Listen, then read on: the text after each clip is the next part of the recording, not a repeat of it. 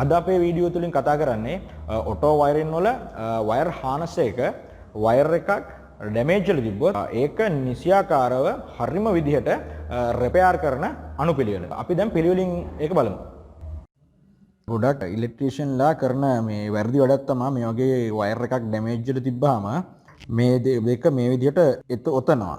මේ විදිහට ඔතලිව පැසීමක් නොකර ඉන්සුලේෂන් ටේප් එකකින් මෙන්න මේ විදිහට එතීමක් කරනවා. හරි. එතකොට වෙන්නේ මේ පයස්සීමකින් තොරව කරන වයර් ඇතිල්ලේදී පසුකාලීනව ඔක්සයිඩ් බැඳෙනවා. ඔක්සයිඩ් බැඳුණාට පස්සේ මේක රෙසිස්ටන්ස් එක වැඩි වෙලා වෝල්ටේජ් ඩ්‍රොප් වෙලා අවශ්‍ය පරිපතයට විදුලිය බිඳ වැටීමක් ඇති වෙලා ඒවා හරි විදිහට ක්‍රියා කරන්නේ නැතුව යනවා. තවත් වැරදි වැඩක් තමයි වයර් එක පාස්සනකොට මේ වගේ මේ ගැට ගැසෙන විදිහට. කියන්නේ වයර් එක ගුලි ගහිලා ඊයන් තියලා පාස්සනවා.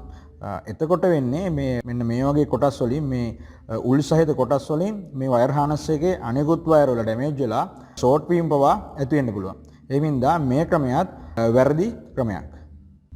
මේ තියෙන්නේ ඊටාත්ම නිවැරදිව පාස්සපු වයර් දෙකක් කියන්නේ ඩැමේජ් වෙච්ච වයර් එක හොඳට ලස්සනට උතලා ඊළඟට වයර් ලෙඩ් වලින් පාස්සනවා. පාස්සලා මේ වගේ හීට් ස්ලීව් එකක් ගන්නවා.